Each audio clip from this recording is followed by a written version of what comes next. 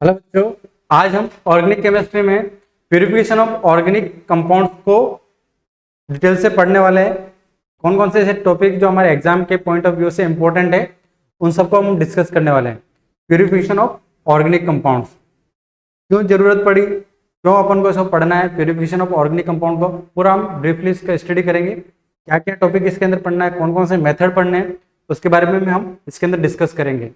तो सबसे पहले लिख देते हैं प्यूरिफिकेशन ऑफ ऑर्गेनिक कंपाउंड्स।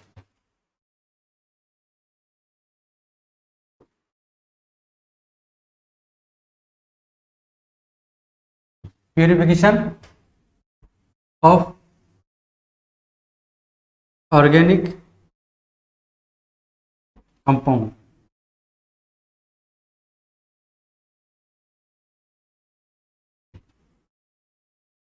तो प्यूरिफिकेशन ऑफ ऑर्गेनिक कंपाउंड की हमें नीड क्यों पड़ी? देखो, नेचर में हम जिस किसी भी कंपाउंड को या केमिकल को क्या करते हैं, एक्सट्रैक्ट करते हैं, वो हमें इम्प्योर फॉर्म में मिलता है, मिक्सचर की फॉर्म में मिलता है, प्योर फॉर्म में नहीं मिलता है। हमें उसका क्या करना है, केमिकली एनालिसिस करना है। एनालिसिस किसके बेसिस पे करते हैं हम जनरली? उसके स्ट्रक्चर और उसकी प्रॉपर्टी की बेसिस पे। प्रॉपर्टी क्या होती है? केमिकल प्रॉपर्टी हो सकती है और उसकी फिजिकल प्रॉपर्टी हो सकती है।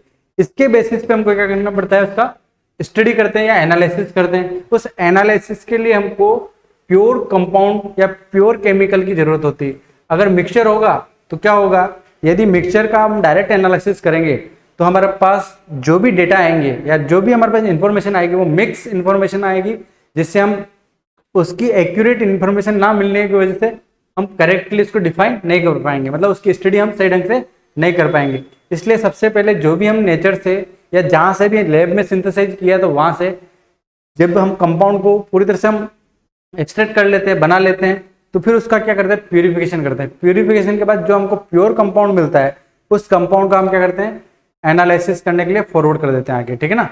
तो मैं इस प्रोसेस को यहाँ पे लिखता हूँ, आपको यहाँ तक समझ में आ गया होगा। और कौन कौन से मेथड है जिससे हम क्या कर सकते हैं, कंपाउंड को प्यूरिफाई करते हैं, उन मेथड के बारे में हम डिस्कस करेंगे। और हर केमिकल के लिए अपना एक स्पेसिफिक केमिकल मेथड भी होता है और कुछ कॉमन मेथड भी होते हैं, तो उसको हम डिस्कस करेंगे। ठीक है ना? तो सबसे पहले हम बात करें कि नेचर से हम क्या कर रहे हैं, केमिकल को एक्सट्रैक्ट कर रहे हैं। तो extraction of chemical, extraction of chemical, ठीक है, कहां से एक्सट्रैक्ट करते हैं? प्लांट से, एनिमल से कर सकते हैं, और इसके अलावा कहां से कर सकते हैं, लैब में सिंथेसाइज कर सकते हैं। ठीक है ना?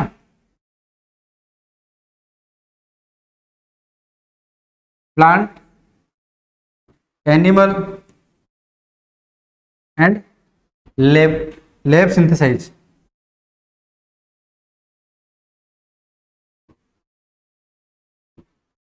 लैब में सिंथेसाइज भी कर सकते हैं।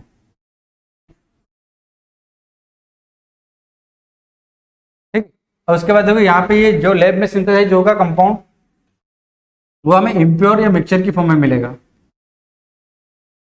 इम्प्योर या फिर मिक्सचर बोल सकते हैं। अब इस मिक्सचर को क्या करना पड़ेगा, प्यूरिफाई करना पड़ेगा। तो प्यूरिफिकेशन के मेथड यूज करने पड़ेंगे।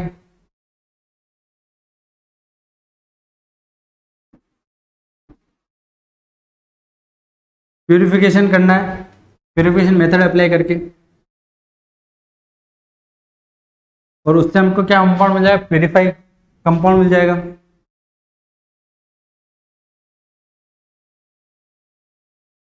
जो भी अपने पास ऑर्गेनिक इनऑर्गेनिक जो भी कंपाउंड है वो मिल जाएगा। फिर इसका क्या करेंगे, हम एनालिसिस करेंगे। एनालिसिस किसके बेसिस पे करते हैं हम? स्ट्रक्चर एंड प्रॉपर्टी के बेसिस पे। प्रॉपर्टीज जनरली हम क्या देखते हैं, या तो केमिकल प्रॉपर्टी होगी या फिर उसकी फिजिकल प्रॉपर्टी होगी, कलर वगैरह है ना, डेंसिटी वगैरह, फिजिकल प्रॉपर्टी। और केमिकल में रिएक्शन के बेसिस पे देख सकते हैं। तो ये जनरली एक कंपाउंड को स्टडी करने के लिए, एनालिसिस करने के लिए इतने प्रोसीजर से गुजरने के बाद कंपाउंड का क्या होता है, एनालिसिस होता है। जो हमारे पास डायरेक्टली हम देखते हैं किताबों में कि भाई ये कंपाउंड ये है, इसकी ये प्रॉपर्टी है, तो उस प्रोसीजर के लिए डायरेक्ट यहाँ से यहाँ पे डायरेक्ट नहीं आ जाता है। सबसे पहले उस कंपाउंड को क्या किया जाता है, एक्सट्रैक्ट किया जाता है। जहाँ से भी एक्सट्रैक्ट करना है, जहाँ से भी हम सिंथेसाइज कर रहे हैं उसके बाद इम्प्योर जो कंपाउंड होता है उसका लैब में प्यूरिफिकेशन करते हैं अपन, प्यूरिफिकेशन मेथड लगा के। उसके बाद प्यूरिफाई कंपाउंड को एनालिसिस करने के लिए आगे फॉरवर्ड कर दिया जाता है।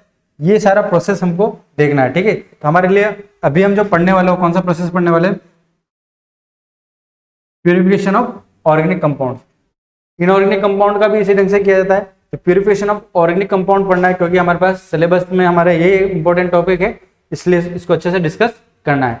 तो यहाँ तक आपको क्लियर हो गया होगा फर्स्ट स्लाइड कि भाई एक्चुअली हम क्यों प्यूरिफिकेशन ऑफ ऑर्गेनिक कंपाउंड को पढ़ रहे हैं, कि प्यूरिफिकेशन क्यों जरूरी है। क्योंकि यहाँ से यहाँ तक प्रोसेस करने के लिए, एक प्योर केमिकल्स को लाने के लिए ये सारा प्रोसेस करना बहुत जरूरी है। इससे हम कंपाउंड को स्टडी कर सकते हैं, स्टडी करने में थोड़ा आसान हो जाएगा, ठीक है।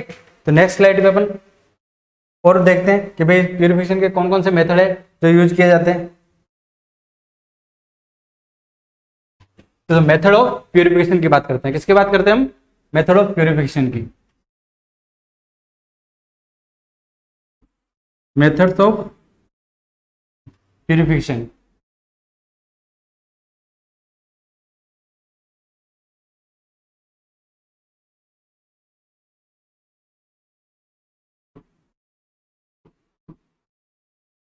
मेथड ऑफ प्यूरिफिकेशन में अगर बात करें तो देखो 5 टाइप के मेथड्स हैं अपने पास। कितने टाइप के? 5 तरह के मेथड है, ठीक है। अब कौन कौन से मेथड है?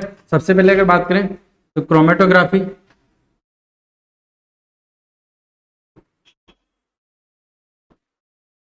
ठीक है, आपने बहुत पढ़ा होगा, सुना भी होगा, ठीक है। क्रोमेटोग्राफी ये सबसे ज्यादा यूज करने वाली, अभी के टाइम में, मॉडर्न टाइम में सबसे ज्यादा यूज करने वाली टेक्निक्स है। इससे कंपाउंड के अंदर हर एक केमिकल को उसकी मोबिलिटी के बेसिस पे अलग अलग कर दिया जाता है, मतलब अलग अलग हो जाते हैं, और उसको हम फिर केमिकली स्टडी करने के लिए आगे फॉरवर्ड कर देते हैं, ठीक है। इसको अपन पढ़ेंगे। उसके बाद अगर बात करें सब्लिमेशन,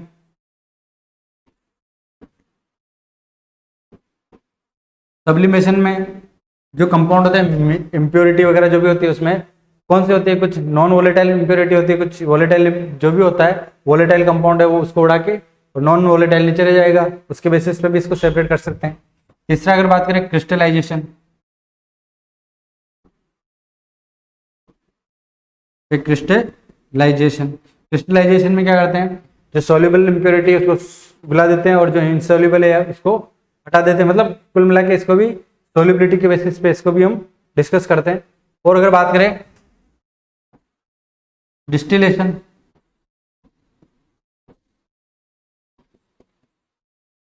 और फिफ्थ अगर बात करें डिफरेंशियल डिस्टिलेशन या डिफरेंशियल एक्सट्रैक्शन,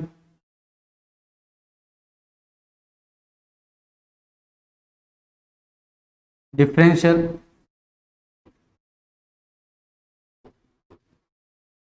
एक्सट्रैक्शन,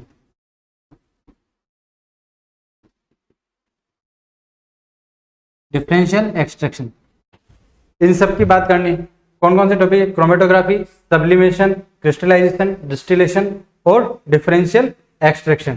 ये 5 तरह के मेथड है। इन मेथड के अंदर भी सब मेथड्स हैं, अलग अलग कंपाउंड को कैसे सेपरेट करेंगे। तो पहले, सबसे पहले जो मेन मेथड है, जो सबसे ज्यादा क्वेश्चन पूछे जाने की जहाँ से संभावना है, क्रोमेटोग्राफी। तो सबसे पहले हम इसको डिस्कस करते हैं, ठीक है ना। तो यहाँ तक आपको क्लियर हो गया होगा कि मैंने क्या क्या एक्सप्लेन किया, कि क्यों जरूरत पड़ी थी अपने पास इन प्यूरिफिकेशन के लिए, वो भी आपको क्लियर है। और कौन कौन से अपन को मेथड है जो उनको पढ़ने। तो सबसे पहले अगर क्रोमेटोग्राफी की बात करें, ठीक है, क्रोमेटोग्राफी काफी बड़ा टॉपिक है, बट हमारे पास जो सिलेबस में मेजरली जहाँ से क्वेश्चन आते हैं हम उसी को डिस्कस कर रहे हैं, ठीक है ना। तो सिलेबस में काफी कुछ है, बट काफी कुछ पढ़ने की जरूरत नहीं है, सिर्फ हम जहाँ से क्वेश्चन आते हैं वहीं से हमको डिस्कस करना है, ठीक है ना। तो क्रोमेटोग्राफी,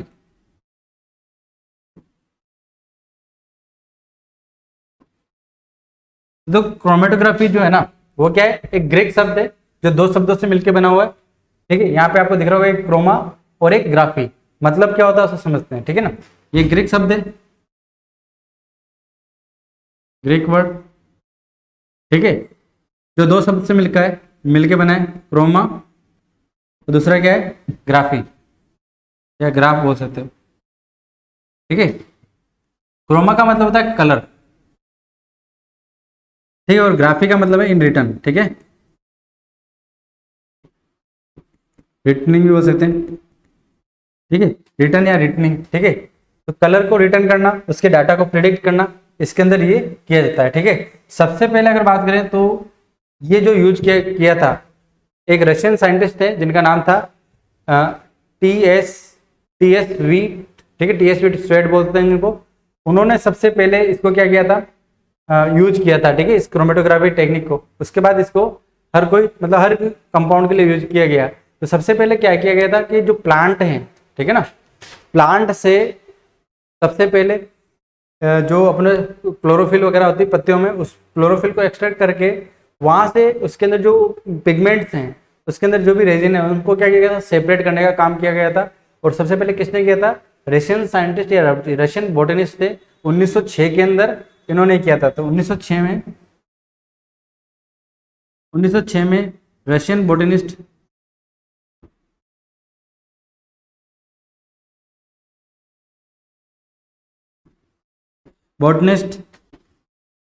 टी.एस. वेट ने क्या किया था, प्लांट से ना, प्लांट लीफ से क्या किया था, उन्होंने पिगमेंट एक्सट्रैक्ट किया था। पिगमेंट को सेपरेट करने का काम किया था। ठीक है, इस मेथड से। तो प्लांट लीफ से क्या किया था, पिगमेंट को सेपरेट करने का काम जो किया था वो किसने किया था, टी.एस. वेट ने सबसे पहले 1906 में किया था। ठीक है, तो यहाँ तक आपको क्लियर हो गया होगा कि भाई क्रोमेटोग्राफी का जनरली हम यूज क्या किस लिए कर रहे हैं, कि जो भी अपने पास कलर कंपाउंड है उसमें क्या बहुत सारे कलर से मिलकर बने होते हैं। भाई एक कलर जो भी है वो पर्टिकुलर उसका वो फिक्स ये नहीं हो सकता वो प्योर कलर हो, उसमें और भी कलर मिक्स हो। ठीक है, तो उन कलर को सेपरेट करने का जो काम है वो क्रोमेटोग्राफी से हो जाता है। ठीक है, आसानी से उसको सेपरेट किया जा सकता है। जो सबसे पहले रशियन बोटनिस्ट थे, उन्होंने क्या किया कि जो प्लांट है, प्लांट के अंदर जो लीफ है, लीफ के अंदर जो ग्रीन क्लोरोफिल जैसा कलर है, उसके अंदर उन्होंने देखा कि वो एक ही कलर बहुत सारे अलग अलग केमिकल से मिलकर बना हुआ, उन सबका कलर कुछ अलग अलग है। तो उनको उन्होंने सेपरेट करने का काम सबसे पहले किया था। ठीक है, वास्तविकता में क्रोमेटोग्राफी पहले कलर को सेपरेट करने के लिए या पिगमेंट को सेपरेट करने के लिए ही इसका यूज होता था। बट आजकल जो ऑर्गेनिक कंपाउंड है, जो चाहे कलरलेस वाले हो चाहे कलरफुल वाले हो, दोनों को सेपरेट करने के लिए वाइडली यूज होने वाली टेक्निक्स है। ठीक है ना, मॉडर्न एस्पेक्ट्स के अकॉर्डिंग। इससे क्या होता है, हमारा जो प्यूरिफिकेशन भी अच्छा हो जाता है और फिर आगे उसका एनालिसिस भी हम अच्छे से कर सकते हैं। नेक्स्ट स्लाइड पे देखते हैं कि कैसे उन्होंने ये कंपाउंड को जो सेपरेट करने का काम किया था ना, वो कैसे किया था। इतना तो आपको क्लियर हो गया होगा। ठीक है, मैकेनिज्म क्या है उसके बारे में हम डिस्कस करेंगे, तो आगे वाले बात करते हैं इसके अंदर। तो ये एक डायग्राम बना रखा है, देखना यहाँ पर डायग्राम। तो देखो सबसे पहले जो साइंटिस्ट थे या जो भी बॉटनिस्ट थे, उन्होंने क्या किया, ये प्लांट का लीफ लिया और इस लीफ को क्या किया, उन्होंने पोर्सलिन जैसी प्याली होगी उसमें क्या किया, उन्होंने बारीक पीस लिया। बारीक पीसने के बाद क्या किया, उन्होंने एक स्लाइड तैयार की। उस स्लाइड के ऊपर उन्होंने एक स्पॉट रख दिया, मतलब प्रोपेन, जो यहाँ पे नीचे जो सॉल्वेंट ले रखा है वो किसका ले रखा है, एक ऑर्गेनिक सॉल्वेंट ले रखा है जो प्रोपेन, जो क्या कैपिलरी एक्शन के थ्रू ऊपर की तरफ मूवमेंट कर रहा है। ठीक है, किधर मूवमेंट कर रहा है, ऊपर की तरफ। और यहाँ पे एक स्पॉट दे दिया, लीफ जो एक्सट्रैक्ट किया था उसका स्पॉट यहाँ पे कर दिया अपन ने। अब ये क्या करेगा, कैपिलरी एक्शन के साथ साथ ऊपर की ओर मूवमेंट करेगा, और मूवमेंट करेगा तो ये अलग अलग जोन में अलग अलग रेट से क्या होगा, ऊपर की ओर मूवमेंट करेगा। और ये देखोगे कि जो सॉल्वेंट है ना वो सबसे ऊपर आया, तो सॉल्वेंट की स्पीड सबसे तेज है। ये जो लास्ट लगभग 15 से 25 सेंटीमीटर के आसपास ये चला जाता है सॉल्वेंट। तो हम इस प्रोसेस को रोक के इस जो प्लेट बनाई है अपने क्रोमेटोग्राफी, उस प्लेट को हटा के हम डाटा को प्रिडिक्ट करते हैं। आगे मैं उसको और अच्छे से एक्सप्लेन करूंगा। यहाँ तक समझ में आ गया होगा कि भाई एक्चुअली हो क्या रहा है। यहाँ से जो केमिकल था इस सॉल्वेंट के थ्रू ऊपर की ओर मूव किया। तो देखो यहाँ पे जो अपन ने ग्रीन जो लीफ का जो एक्सट्रैक्ट किया था अपन ने, उस एक्सट्रैक्ट से हमें क्या मिला, क्लोरोफिल।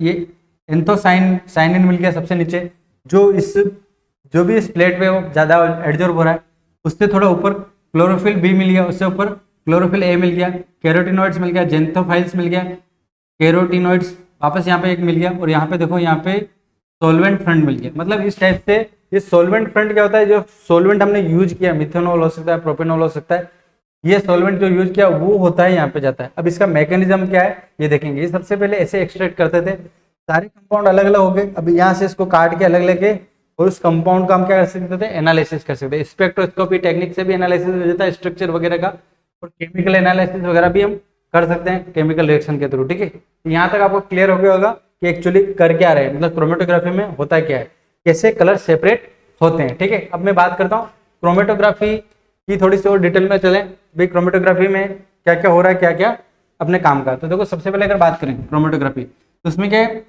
ये जो पेपर दे रखा है, पेपर जनरली यहाँ पे जो भी पेपर है या फिर जो भी स्लाइड बना रखी है जनरली स्टेशनरी फेज होती है, और जो अपने पास सॉल्वेंट है और जो हमारे पास ऑर्गेनिक कंपाउंड है वो मोबाइल फेज होती है।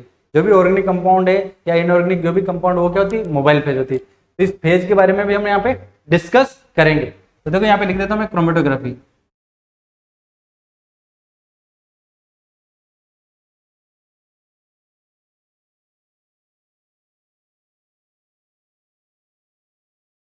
क्रोमेटोग्राफी, तो क्रोमेटोग्राफी जो है, ठीक है, इसमें दो भाई जो यहाँ पे बहुत ज्यादा टर्म काम में आती है। एक तो टर्म काम में आती है स्टेशनरी फेज, स्टेशनरी फेज। जो स्टेशनरी फेज है क्रोमेटोग्राफी में, वो या तो क्या होगी, सॉलिड की बनी होगी, ठीक है ना, या फिर किसकी बनी हो सकती है, लिक्विड की।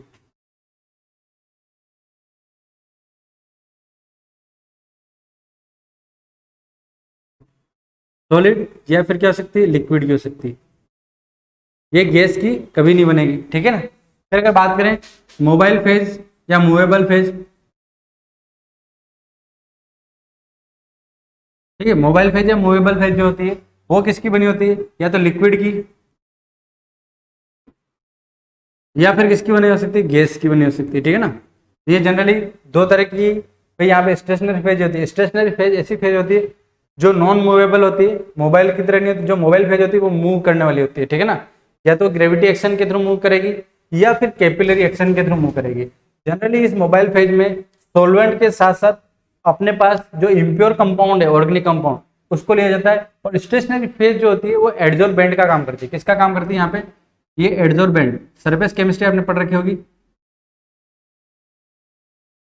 ये एडजॉर्बेंट का काम करती है। और ये इस एडजॉर्बेंट पे ये जो मोबाइल फेज है, जो हमारे पास ऑर्गेनिक कंपाउंड है विद जो सॉल्वेंट है, उसके साथ ये मूवमेंट करती है। ठीक है, अब सॉल्वेंट कौन सा यूज किया जाता है, जिस प्रकार का अपने पास ऑर्गेनिक कंपाउंड है, ठीक है, जो भी अपने पास यहाँ पे ऑर्गेनिक कंपाउंड है, ऑर्गेनिक मिक्सचर है, जिनको सेपरेट करना है, ऑर्गेनिक इम्प्योर मिक्सचर बोल सकते हैं, ये मिक्सचर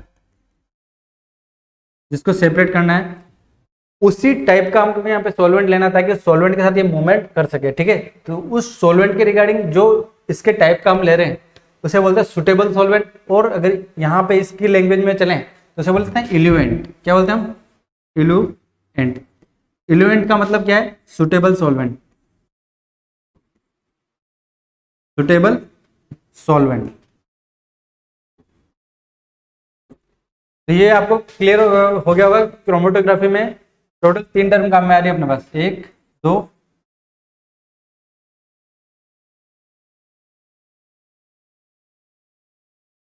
2 और 1 3।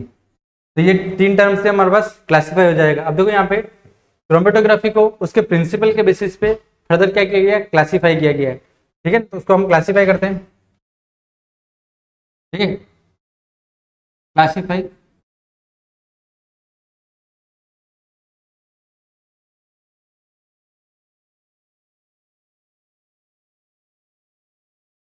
क्लासीफाई ऑन द बेसिस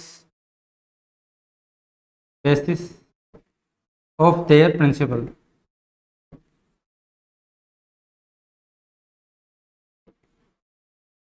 ठीक है, प्रिंसिपल के बेसिस पे क्लासीफाई किया गया है।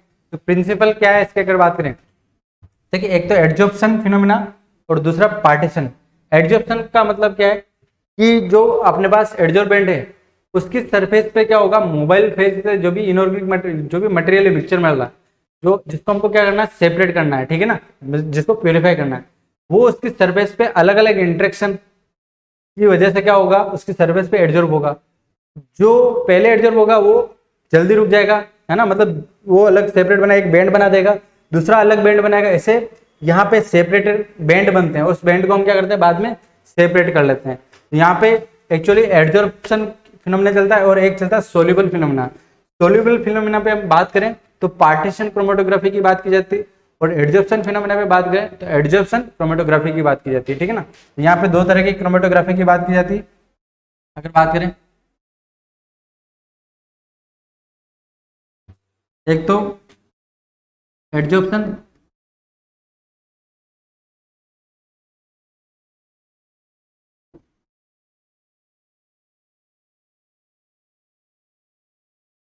एडजॉर्प्शन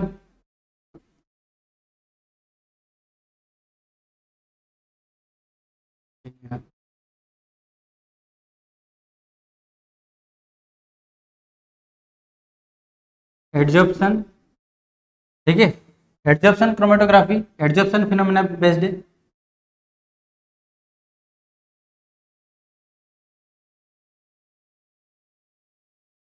ठीक है, एडजॉर्प्शन फिनोमेना बेस्ड है। और यहाँ पे एक कौन सी पार्टीशन क्रोमेटोग्राफी,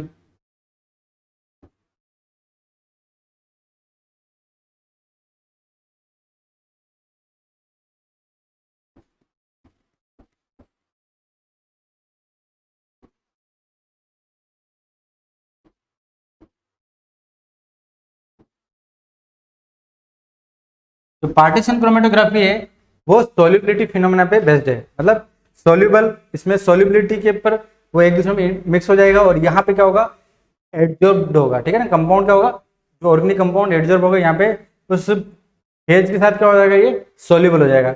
ये इस दोनों को डिस्कस करना है, आगे नेक्स्ट पेज पे हम इसको डिस्कस करते हैं।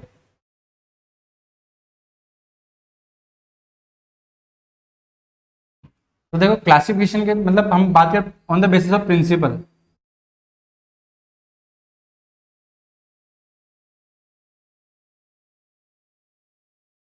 Principal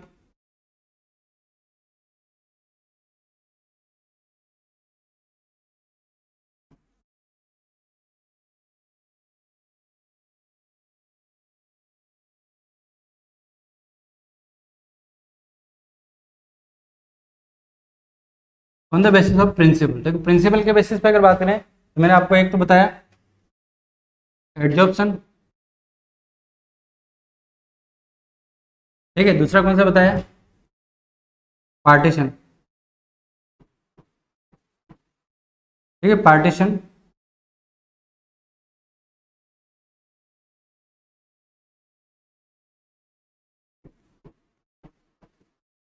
partition chromatography. ठीक है, एडजॉर्प्शन फिनोमेना पे बेस्ड है, और ये वाला सोल्युबिलिटी फिनोमेना पे बेस्ड है। यहाँ पे अगर बात करें स्टेशनरी फेज,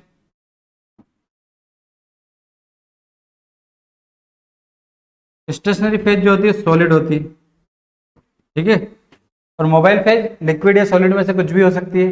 और यहाँ पे भी अगर बात करें पार्टीशन क्रोमेटोग्राफी में, तो यहाँ पे स्टेशनरी फेज जो होती है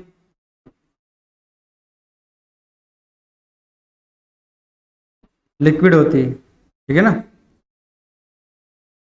कौन सी होती है, लिक्विड। तो स्टेशनरी फेज में देखो एडजॉर्प्शन फिनोमेना पे जो बेस्ड है एडजॉर्प्शन क्रोमेटोग्राफी, उसके अंदर ये सॉलिड स्टेशनरी फेज होती है, और पार्टीशन क्रोमेटोग्राफी के अंदर स्टेशनरी फेज लिक्विड होती है। ये पॉइंट भी आपको क्लियर हो गया होगा। अब इसके अंदर जो एग्जांपल हमको पढ़ने, ठीक है ना, जिसको हमको डिस्कस करना है, एक तो कॉलम क्रोमेटोग्राफी,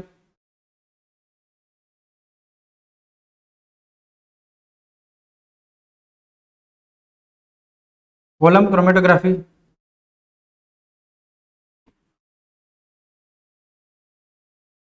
ठीक है, कॉलम क्रोमेटोग्राफी पढ़ना है।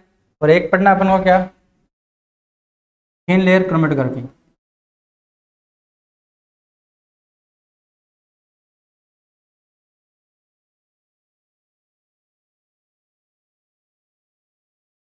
ठीक है, थिन लेयर क्रोमेटोग्राफी पढ़ना है। ये इसके अंदर पढ़ना, और इसके अंदर अपन को पढ़ना है,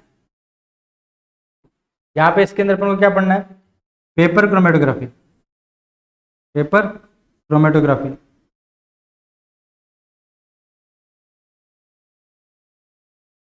ठीक है, स्टेशनरी फेज इसके अंदर भी लिक्विड है, और मोबाइल फेज लिक्विड या गैस कुछ भी हो सकती है, दोनों में लिक्विड या गैस कुछ भी हो सकती है। और बात करें भाई प्रिंसिपल के बेसिस पे हो गया, और फिजिकल अगर बात करें फिजिकल स्टेट पे बेसिस पे बात करें, on the basis of physical state.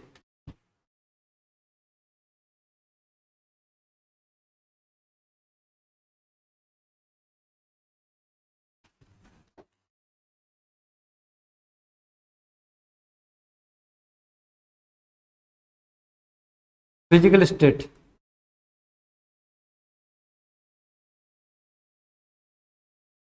तो फिजिकल स्टेट के ऊपर बात करें तो देखो हमारे पास स्टेशनरी फेज तो दो तरह की है, जैसे यहाँ लिख देते हैं स्टेशनरी फेज।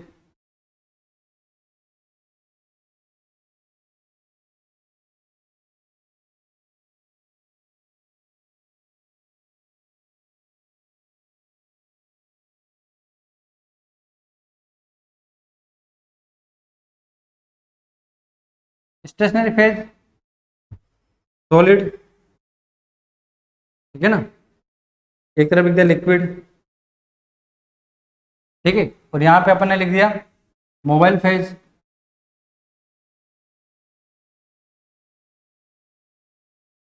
ठीक है, मोबाइल फेज अपने पास क्या है, लिक्विड ले लिया, एक तरफ क्या ले लिया, गैस। इसके केस में हम क्या बोलेंगे, सॉलिड लिक्विड क्रोमेटोग्राफी, ठीक है ना, सॉलिड लिक्विड क्रोमेटोग्राफी आ जाएगा, या लिक्विड सॉलिड क्रोमेटोग्राफी, जो भी अपन को बोलना चाहिए, सॉलिड या लिक्विड सॉलिड क्रोमेटोग्राफी। यहाँ पे gas solid chromatography, gas solid chromatography. इसके बेसिस पे हम बनाए, लिक्विड आ गया, ठीक है, तो यहाँ पे आएगा liquid liquid chromatography, liquid liquid chromatography, ठीक है, और इसके बेसिस पे यहाँ पे गैस के बेसिस पे आ गया, तो लिक्विड, तो यहाँ पे जैसे अपन ने लिखा लिक्विड गैस या gas liquid chromatography, gas liquid chromatography.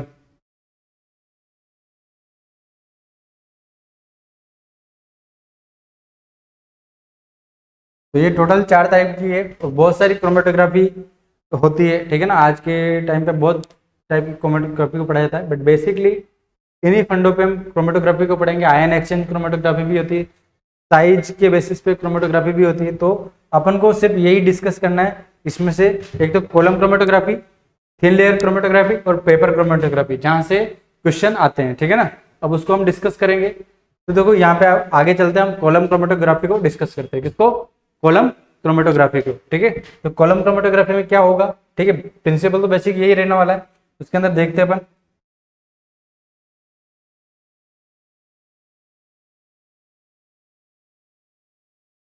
तो यहाँ पे लिख रखा है कॉलम क्रोमेटोग्राफी, ठीक है ना, कॉलम क्रोमेटोग्राफी में एक डायग्राम आपको दिखा रखा है, जो आपको दिख रहा होगा diagram.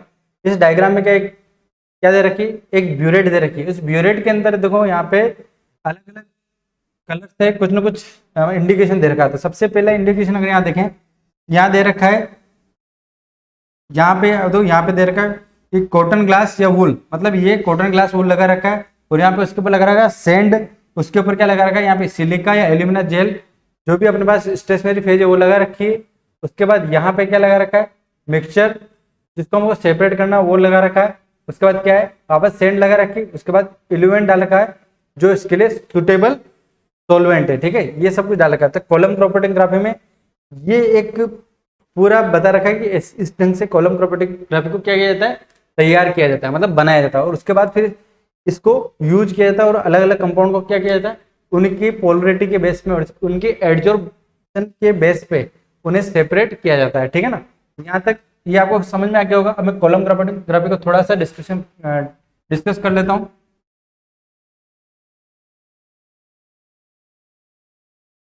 Column chromatography,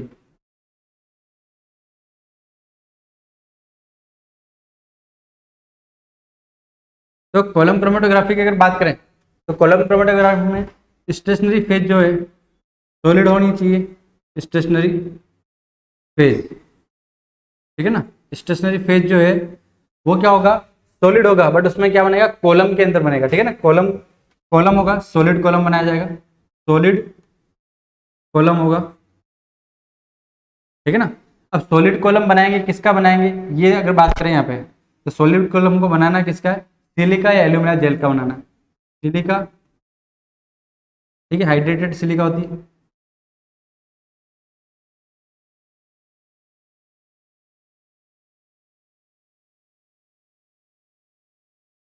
hydrated silica इसको बोलते हैं अपन SiO2, या फिर क्या हो सकती है, एल्यूमिना हो सकता है, ठीक है, एल्यूमिना, ठीक है, इसको Al2O3 लिखते हैं, Al2O3, ठीक है। ये अपने पास होता है, इनमें से कोई सा भी एक लेके अपन स्टेशनरी फेज तैयार करते हैं और उसका कॉलम बनाते हैं। तो बनाने के लिए सबसे पहले सिलिका जेल को कैसे यूज किया जाता है देखना आप। स्टेप फर्स्ट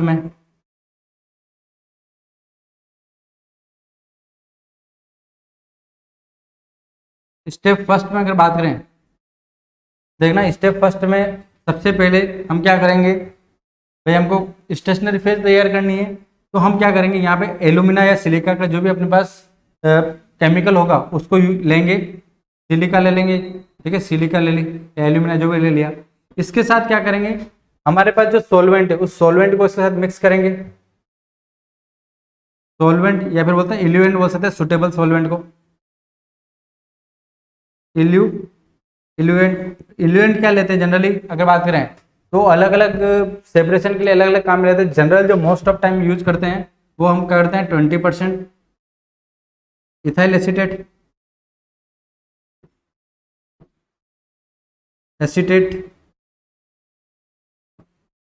ठीक है, और 80%, तो इथाइल एसीटेट 20% यूज करते हैं और हेक्सेन यूज करते हैं, ठीक है। ये जनरली इल्यूएंट या सॉल्वेंट बोल सकते हैं, सुटेबल सॉल्वेंट यूज करते हैं। अब तो इसको जब मिक्स हो जाएगा, इसके अंदर मिक्स होने से हमें क्या मिलेगा, यहाँ पे अगर बात करें तो यहाँ पे अपन को इसका एक स्लरी मिलेगी। क्या मिलेगी, स्लरी। थोड़ा बहुत क्लोरोफॉर्म भी मिलाते हैं ताकि ये अच्छे से इसमें क्या मिक्स हो जाए और क्लोरोफॉर्म उड़ जाएगा, ठीक है ना। तो क्लोरोफॉर्म भी मिला सकते हैं इसके अंदर, साथ में अगर ये लिखें तो CH3Cl ये मिला देंगे तो ये स्लरी बना देगा या जेल टाइप का बना देगा, ठीक है। अब इस स्लरी को क्या करेंगे, इसके अंदर जो अपन को स्टेशनरी फेज या एडजॉर्बेंट जो बना रहे हैं अपन, ठीक है, उसको इस ब्यूरेट के अंदर फिल करेंगे। तो आगे वाली स्लाइड में बताऊंगा कि कैसे उसके अंदर फिल करते हैं। तो सबसे पहले यहाँ पे स्लरी बनेगी, ठीक है ना। तो स्लरी को हम इसके अंदर डालेंगे। सेकंड स्टेप में क्या करेंगे, यहाँ पे स्टेप सेकंड के अंदर हम हमारा जो ऑर्गेनिक कंपाउंड है जिसको सेपरेट करना है उसको भी क्या करेंगे, थोड़ी बहुत उसके अंदर भी स्लरी मिक्स करेंगे, सॉल्वेंट वगैरह मिक्स करेंगे, उसको भी अच्छे से मिलाएंगे और मिला के यहाँ पे थोड़ा पहले तो क्या डालेंगे अपन, थोड़ा सैंड वगैरह या कॉटन वगैरह डाल देंगे। उसके ऊपर क्या डालेंगे, ये वाला जो मिक्सचर है अपना, ठीक है, ऑर्गेनिक कंपाउंड को वो डाल देंगे जो सेकंड स्टेप में हमने बनाया होगा। किस साथ मिलकर बनाया तो यहाँ पे इम्प्योर मिक्सचर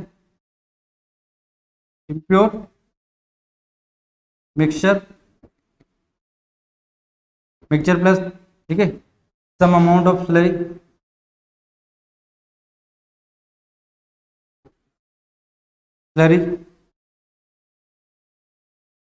कुछ अमाउंट में स्लरी भी लेंगे और मिला के इसके अंदर मिला देंगे। और मिलाने के बाद नेक्स्ट स्टेप में क्या करेंगे, यहाँ पे सेंड वगैरह जो अपन ने लगा रखी है ना उसके ऊपर से हम क्या मिलाएंगे, यहाँ पे सॉल्यूट जो इलेवेंट है वो थर्ड स्टेप में हम ऊपर से इलेवेंट मिला देंगे। इलेवेंट क्या करेगा, यहाँ पे कैपिलरी एक्शन के द्वारा स्टेप थर्ड में हमने क्या मिलाया, इलेवेंट, ठीक है। इलेवेंट का मतलब समझ में आ गया होगा आपको, सुटेबल सॉल्वेंट, जो भी ऑर्गेनिक कंपाउंड है उसी के रिगार्डिंग हमने कोई सॉल्वेंट यूज किया है, वो भी नॉन पोलर कंपाउंड है तो नॉन पोलर की तरह यूज किया होगा। जितना पोलर है उस पोलरिटी के अकॉर्डिंग हमने इसके अंदर क्या किया है, सॉल्वेंट यूज किया है। अब ऊपर से इलेवेंट क्या करेगा, नीचे की ओर मूवमेंट करेगा।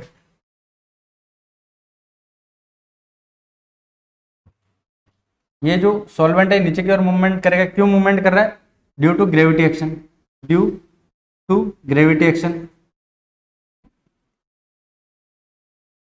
ग्रेविटी एक्शन की वजह से नीचे की तरफ जब मूव करेगा तो यहाँ पे ये किसके साथ मिलेगा, यहाँ पे जो मिक्सचर ऑफ कंपाउंड है उसके साथ मिलके ये मोबाइल फेज की तरफ बिहेव करेगा, मतलब नीचे की ओर मूवमेंट होगा क्योंकि सॉल्वेंट का मूवमेंट फास्ट होगा, उसके साथ ये कंपाउंड भी मूव करेगा, नीचे की ओर मूव करेगा।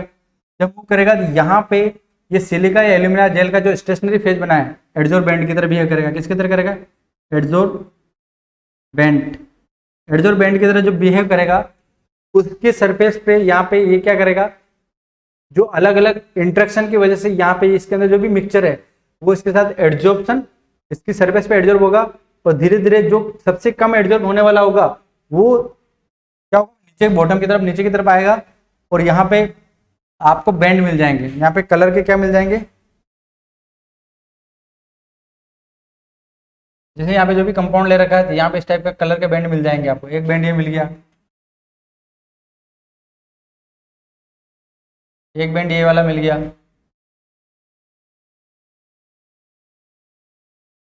एक पॉइंट ये मिल गया। तो इस टाइप से कंपाउंड क्या सेपरेट, जो सबसे ऊपर होगा उसकी एड्जॉर्प्शन की पावर सबसे ज्यादा होगी, और जो सबसे नीचे है उसका एड्जॉर्प्शन पावर कम होगी, या बोल सकते हैं वो नॉन पोलर ज्यादा होगा। जो सबसे ज्यादा पोलर होगा वो सबसे ज्यादा इससे इंटरेक्ट करेगा, क्योंकि ये एड्जॉर्बेंट जो है वो पोलर एड्जॉर्बेंट होता है, तो इसका सबसे ज्यादा एड्जॉर्बेंट होगा वो इसके साथ चिपक जाएगा और बाकी नीचे की तरफ मूवमेंट करेगा। तो हम सबसे पहले जो सॉल्वेंट ले रहे हैं उस सॉल्वेंट के थ्रू जो सबसे नीचे वाला कंपाउंड है वो सबसे पहले क्या होगा, हम सेपरेट करेंगे, उसके बाद सेकेंड वाला सेपरेट करेंगे, है ना। ये जो नीचे अपने पास सॉल्वेंट है, सॉल्वेंट को ऊपर से वापस डाल के दोबारा इसको सेपरेट करेंगे, ऐसे करेंगे। बट ये जो थर्ड वाला है इसको देखेंगे, अगर ये सॉल्वेंट इससे ज्यादा इंटरेक्ट कर रहा है तो हम क्या करेंगे, उसी टाइप का एक सॉल्वेंट लेंगे जो थोड़ा ज्यादा पोलर होगा, उसके साथ वापस मिक्स होके ये नीचे सेपरेट हो जाएगा। मतलब सॉल्वेंट से सेपरेट, तो वो सॉल्वेंट जो भी हम ले रहे हैं वो सॉल्वेंट का ये जो कंपाउंड है इनके साथ कोई रिएक्शन नहीं होनी चाहिए, ठीक है, ताकि वो आराम से क्या हो सके, सेपरेट हो जाता है।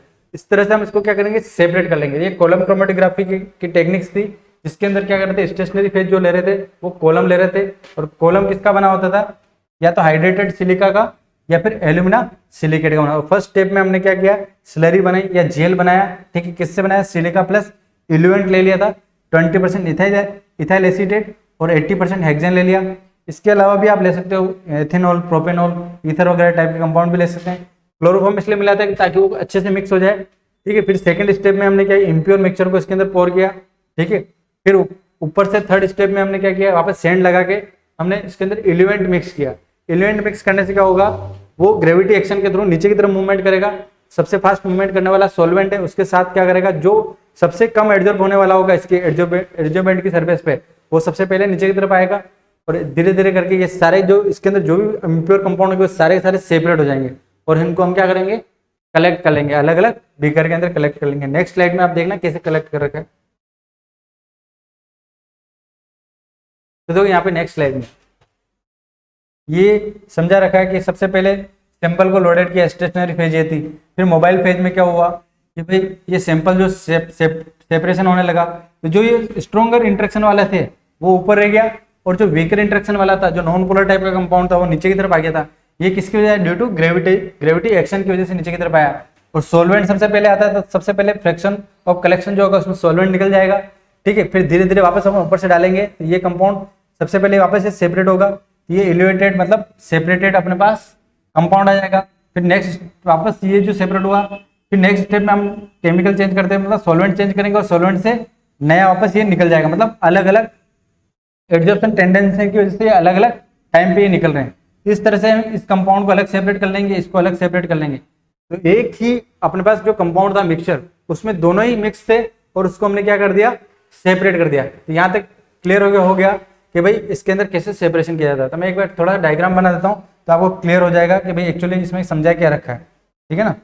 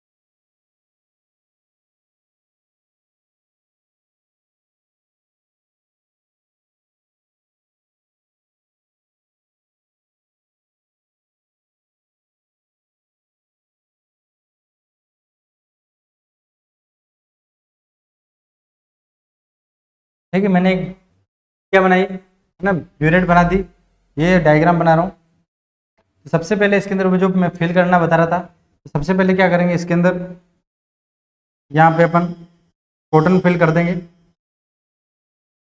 जब भी इसको अपन को कॉलम बनाना है तो सबसे पहले यहाँ पे कॉटन फिल करते हैं या फिर ग्लास वूल फिल करते हैं, ताकि ये जो भी मटेरियल ले रहे हैं ये मटेरियल हमारे पास क्या है, नीचे ना निकल जाए। ठीक है, एक बार यहाँ पे ये क्या अपने पास ग्लास वूल या फिर कॉटन बोल सकते हैं, ठीक है, कॉटन भी ले सकते हैं। इसके बाद यहाँ पे थोड़ा बहुत सेंड मिलाना हो तो सेंड मिला दो, नहीं तो कोई दिक्कत नहीं है। ठीक है, अब इसके अंदर क्या करते हैं अपन, जो अपन ने स्लरी बनाई थी, ठीक है, फर्स्ट स्टेप में क्या बनाई थी, स्लरी बनाई थी। तो जैसे मैंने स्लरी किसकी बनाई, इस मान लो ये स्लरी बनाई। ठीक है, स्टेप फर्स्ट में अपन ने क्या बनाई थी, स्लरी।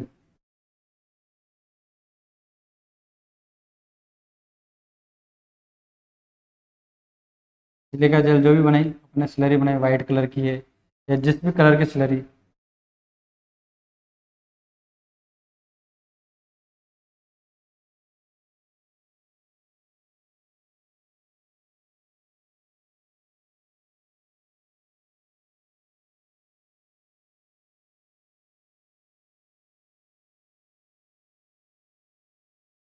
ये क्या है अपने पास, स्टेशनरी फेज, स्टेशनरी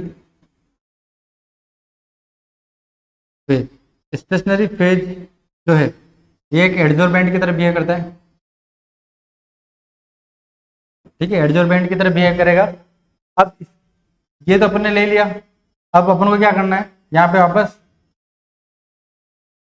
इस पे हम ग्लास वुड लगा देंगे वापस, या फिर कॉटन लगा देंगे। ठीक है, ताकि यहाँ पे अपन जो कंपाउंड मिलाना चाह रहे हैं वो मिलाएंगे। ठीक है ना, यहाँ पे मैं लगा दिया वापस क्या, ग्लास वुड या फिर कॉटन बोल सकते हैं। ठीक है, ये मिलाया। अब नेक्स्ट स्टेप में जो अपने पास जो मिक्सचर है ऑर्गेनिक कंपाउंड का वो मिलाएंगे। जैसे ऑर्गेनिक कंपाउंड का मेरा मिक्सचर ये वाला,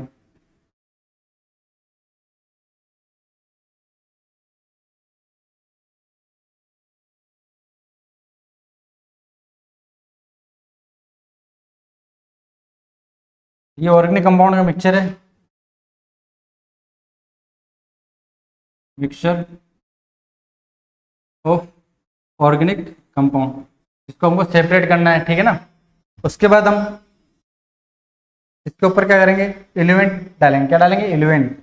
एलिमेंट मतलब क्या होता है, सॉल्वेंट होता है। ठीक है ना, तो सॉल्वेंट यहाँ पे मिक्स करेंगे। हमने क्या किया, यहाँ पे सॉल्वेंट डाल दिया।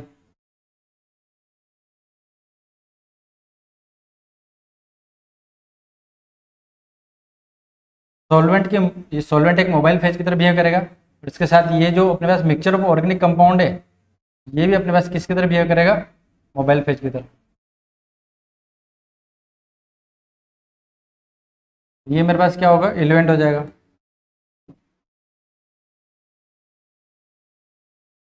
एलिमेंट, ठीक है ना, और ये मिला के यहाँ से यहाँ तक का ये मोबाइल फेज है।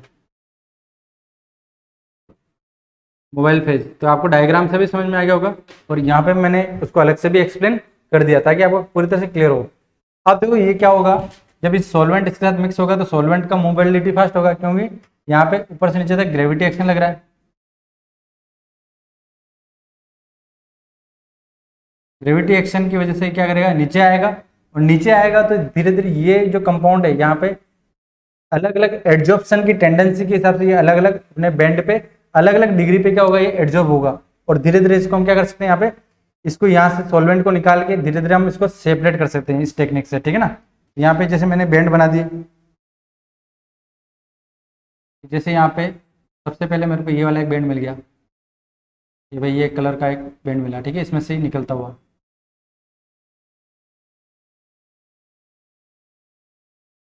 फिर हमको एक कलर का ये वाला बैंड मिला,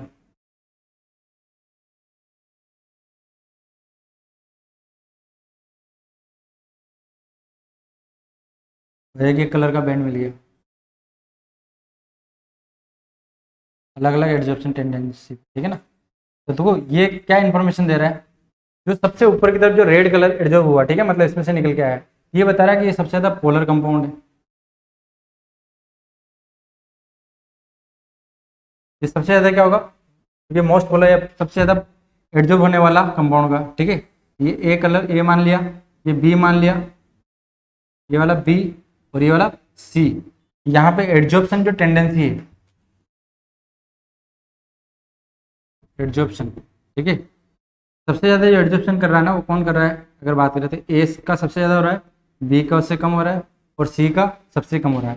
तो जो सबसे कम हो रहा है वो नीचे की तरफ आएगा, वो फास्ट सॉल्वेंट के साथ मूव होता नीचे आएगा, और सॉल्वेंट के साथ ही क्या होगा, यहाँ से हम इसको कलेक्ट कर लेंगे, यहाँ पे एक बीकर लगाएंगे, उससे हम क्या करेंगे, यहाँ पे सॉल्वेंट के साथ इसको कलेक्ट कर देंगे। जब ये कलेक्ट हो जाएगा तो फिर हमारे पास क्या होगा, नया वापस हम सॉल्वेंट मिलाएंगे, थोड़ा मतलब वही जो सॉल्वेंट यहाँ से निकल रहा है इसको हम दोबारा मिलाएंगे तो ये वाला कलेक्ट हो जाएगा। ये वाला हो सकता है कलेक्ट ना हो क्योंकि इसका एडजॉर्प्शन ज़्यादा है, तो हम क्या करेंगे, इसके रिगार्डिंग एक सॉल्वेंट और यूज करेंगे, सॉल्वेंट यूज करते हुए ताकि वो उसके साथ मिक्स हो जाए और उसके साथ साथ ये धीरे धीरे करके नीचे की तरफ आ जाए। और यहाँ पे इसको तीनों को हम क्या करेंगे, अलग बीकर में सेपरेट कर लेंगे, फिर इनका एनालिसिस करने के लिए आगे यूज कर लेंगे, ठीक है। तो ये आपको कॉलम क्रोमेटोग्राफी तो समझ में आ गई होगी कि भाई हम बेसिकली कॉलम क्रोमेटोग्राफी में क्या करते हैं, सॉलिड जो है कॉलम बनाते हैं, तो सॉलिड कॉलम किस में बनाते हैं, एक ब्यूरेट के अंदर बनाते हैं, ठीक है। तो ये क्वाइट थोड़ी सी टफ टेक्निक्स है, बट इसके बाद जो थिन लेयर आती है वो थोड़ी सी इजी हो जाती है, क्योंकि थिन लेयर में इतना अपन को मेथड यूज करना नहीं, ठीक है, कि उसमें कॉलम बनाओ फिर ये कॉटन लगाओ, इतना लंबा चौड़ा मेथड नहीं, उसमें बहुत आसान मेथड है। तो ये सबसे पहले यूज करने वाली टेक्निक थी, उसके बाद धीरे धीरे करके टेक्निक्स और नई नई आती गई। इससे क्या होगा, तो यहाँ से अपन जो निकाल रहे हैं ना मटेरियल, यहाँ पे मैक्सिमम अमाउंट में हमारे पास मटेरियल बनेगा, ठीक है ना। मैक्सिमम सेपरेशन जो करना है ना तो हम इस टेक्निक से करेंगे। अगर हमको मिनिमम सेपरेशन करना है, थोड़ा सा सेपरेशन कर ये देखना है कि इसके अंदर ये मतलब क्या कंपाउंड है उसका स्टडी करना है, तो उसके लिए हम क्वालिटेटिव एनालिसिस करते हैं। तो क्वालिटेटिव एनालिसिस करने के लिए हम उस वाले मेथड को यूज करेंगे, ठीक है ना, जो इसके बाद नेक्स्ट वाला जो पढ़ेंगे, ठीक है। तो ये आपको क्लियर हो गया होगा, क्योंकि कॉलम क्रोमेटोग्राफी थोड़ी मेन है और ये समझ में आ गई तो आपको थिन लेयर भी आसानी से समझ में आ जाएगी, और बाद वाली जो पेपर क्रोमेटोग्राफी उसमें कुछ राई नहीं वो भी समझ में आ जाएगी। यहाँ तक समझ में आ गया होगा, ठीक है। तो मैं नेक्स्ट स्लाइड पे अपन को थिन लेयर क्रोमेटोग्राफी देखते हैं अपन, ठीक, क्लियर है क्या, ठीक है, चलते हैं आगे।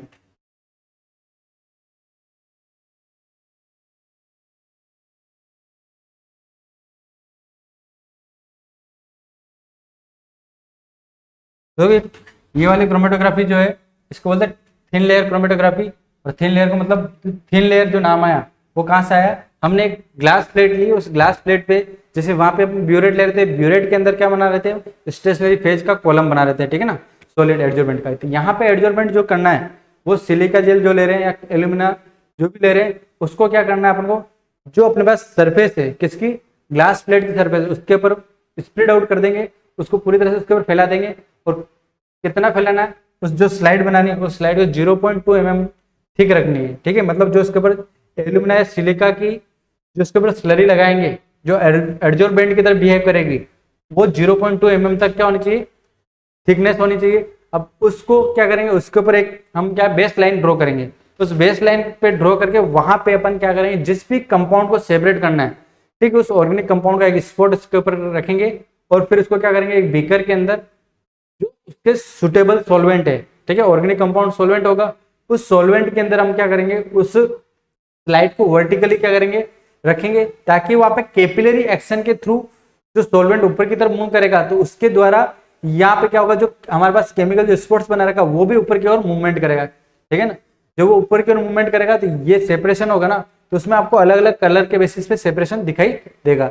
और उसको हमको प्राप्त करना है कि लगभग वो जो ये पार्टिकल मतलब जो सॉल्वेंट है ना लगभग 15 से 25 सेंटीमीटर के आसपास ऊपर आ जाए, ठीक है। उसका जो सॉल्वेंट फ्रंट है, सॉल्वेंट बेस से कहाँ से, जो सॉल्वेंट का जो बेस है, बेस से कहाँ तक आ जाए, बेस लाइन से सॉल्वेंट फ्रंट के बीच की डिस्टेंस लगभग 25 सेंटीमीटर के आसपास हो जाए, और लगभग 5 से 7 या 10 मिनट के अंदर ये यहाँ तक हो जाता है। फिर इसको हम अलग निकाल के इसको सुखा देते हैं। सुखाने के बाद हम इसकी स्टडी करते हैं। इसकी स्टडी हम इसकी स्टडी हम किसके, रिटेंशन फैक्टर या रिटार्डेशन फैक्टर के बेसिस पे भी करते हैं, क्योंकि कोई भी केमिकल है ऑर्गेनिक कंपाउंड उसका रिटार्डेशन फैक्टर जो रिटार्डेशन फैक्टर है वो हमेशा क्या रहता है, फिक्स रहता है, ना तो टेम्परेचर से अफेक्टेड होता है ना किसी अदर प्रोसेस से अफेक्ट होता है, क्योंकि ये कंपाउंड का एक स्पेसिफिक प्रॉपर्टी है कि भाई ये कंपाउंड जो कैपिलरी एक्शन शो करेगा पेपर के साथ या फिर ग्लास ये जो अपने स्लाइड में रखा है टीएल से उसके साथ वो फिक्स जो डिस्टेंस है हर जगह वही अपन को डाटा मिलना चाहिए, उसका जो रेशियो मिलेगा ना वो रेशियो हर जगह क्या मिलेगा, सेम मिलेगा। इससे हमको क्या पता चलेगा कि ये जो कंपाउंड है इसका जो रिटार्डेशन फैक्टर अगर ये आ रहा है तो ये कंपाउंड ये होगा, ठीक है। मतलब हम डायरेक्टली रिटार्डेशन फैक्टर से किसी भी कंपाउंड का क्या पता लगा सकते हैं कि ये कंपाउंड कौन सा होगा, क्योंकि वो उसकी स्पेसिफिक प्रॉपर्टी होती है जो टेम्परेचर वगैरह या सॉल्वेंट वगैरह से चेंज नहीं होती, ठीक है। क्लियर हो गया होगा यहाँ तक। अब मैं बात करूं कि भाई कैसे इसको बनाते हैं।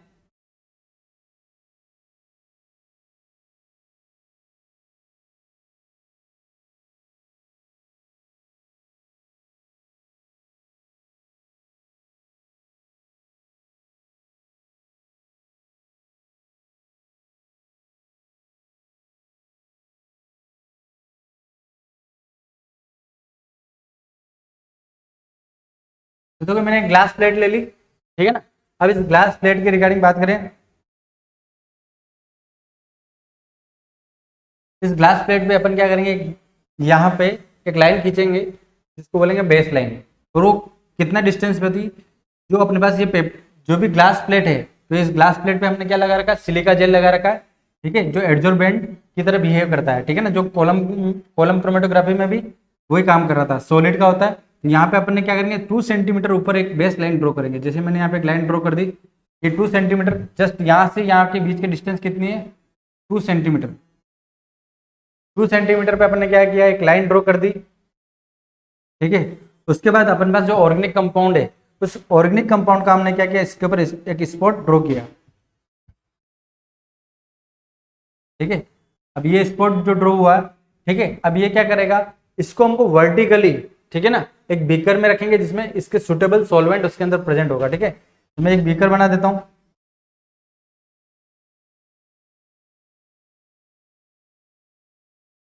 इसके अंदर रखा अपन ने, उस बीकर के अंदर, ठीक है, इसको वर्टिकली रखना है। तो एक ग्लास प्लेट है तो आराम से किसी के सहारे भी रह जाएगी, ठीक है ना, तो इसको बांधने की जरूरत पड़ती नहीं, ठीक है, बट पेपर को अपन को स्टैंड पे लगाना पड़ता है, ठीक है ना। तो यहाँ पे क्या होगा, सॉल्वेंट यूज करेंगे, जैसे सुटेबल सॉल्वेंट अपन ने वही यूज किया, अपन ने पहले जो लिख रखा था अपने, 20% इथाइल एसीटेट और 80% हेक्सेन, वो यूज कर सकते हो, प्रोपेन वाला प्रोपेनॉल यूज कर सकते हो, इथर यूज कर सकते हो, जो इसके रिगार्डिंग है, जो अपन को दे रखा होगा उसके रिगार्डिंग अपन को यूज करना, ठीक है। यहाँ पे ये अपने यहाँ तक इसको डिप कर दिया, इस वाले पार्ट को मैंने इसके अंदर डिप नहीं किया। अब क्या होगा, यहाँ से ये सोलवेंट ऊपर की ओर मूव करेगा कैपिलरी एक्शन के द्वारा। कौन सी एक्शन लग रहा है, कैपिलरी एक्शन के द्वारा ऊपर मूव करेगा,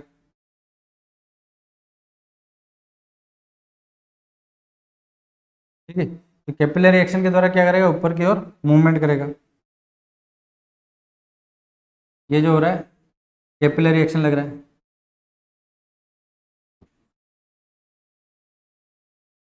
कैपिलरी एक्शन के द्वारा ऊपर की ओर मूवमेंट करेगा। तो ये जो पार्टिकल है ऊपर की जब मूवमेंट करेगा, ये धीरे धीरे ऊपर की तरफ मूवमेंट करता जाएगा,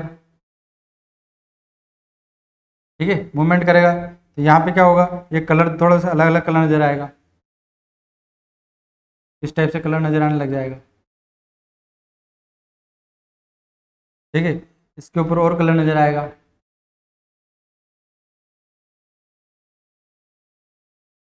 इसके ऊपर देखें और कलर नजर आएगा, ठीक है, इस टाइप से कलर नजर आएगा।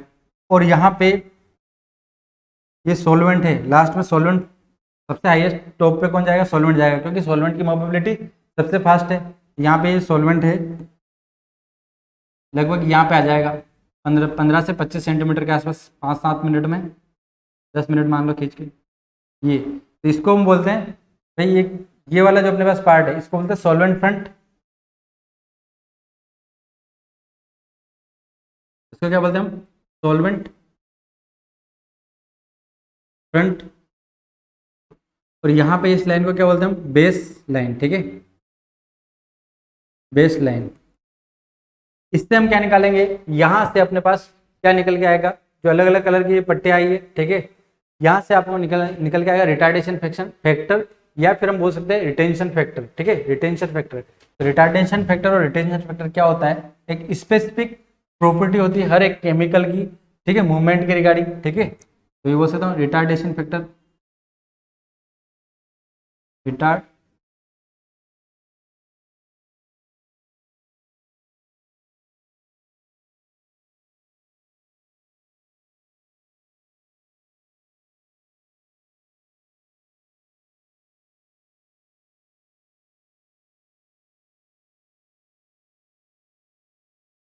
रिटार्डेशन फैक्टर जिसको बोलते हैं RF या रिटेंशन फैक्टर भी बोल सकते हैं। ठीक है, क्या मतलब इसका, देखो अगर बात करें तो ये रेशियो होता है सॉल्वेंट का मूवमेंट का, और दूसरे अगर बात करें तो जो अपने पास ऑर्गेनिक कंपाउंड है उसके मूवमेंट का। ठीक है, अलग अलग रेड रेड कलर कितना मूवमेंट हुआ, पिंक कलर कितना हुआ, सबका अपना अपना रिटार्डेशन फैक्टर आ जाएगा। ठीक है, तो यहाँ पे लिखेंगे distance travelled bye organic compound और डिस्टेंस ट्रैवल्ड बाय सॉल्वेंट का रेशियो ले रहे हैं। ठीक है, distance distance travelled bye